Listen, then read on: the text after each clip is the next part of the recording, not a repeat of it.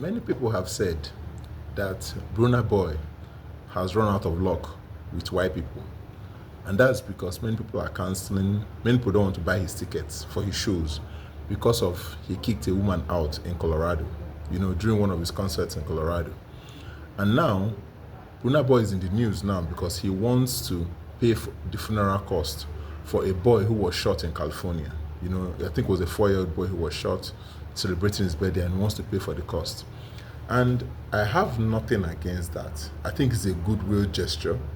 But many people are saying that he's only doing that, to get into the good books of white people so they can keep buying his tickets and they can change the negative impression they have about him, And whether that is true or not, that is a whole different conversation. But what I want to say is this, there's an old saying that charity begins at home. How many people in Nigeria, in the north, have been killed by Boko Haram? How many people have been terrorized? How many people have lost their lives?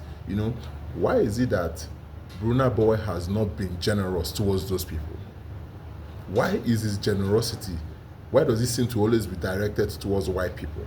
It seems like being a Nigerian, what Burna Boy gives us a lot of the time is hate, is indifference, is arrogance, And it seems like even though we are the indigenous people that support him, we never get that love. We get it from Davido, we get it from Whiskey, but where is the goodwill gesture towards those who are being attacked in the north? Why is it that is this white boy story that touched him? And there's nothing wrong with that, helping this family for the funeral cost, nothing wrong with that. But what about the people back home?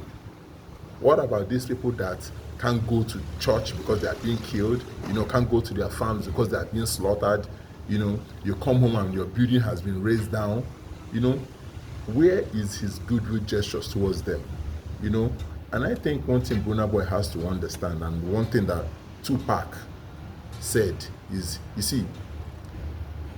he has responsibility. As long as he's famous, it comes with responsibility, whether he likes it or not. And if you don't want to be famous, if you don't want the responsibility, then be unfamous. But you can't be unfamous, you can only be infamous. So like I said, charity starts at home. If he's charitable towards white people, maybe this is the time that he should think of showing charity towards his own people, the Nigerian people. And that's all I have to say.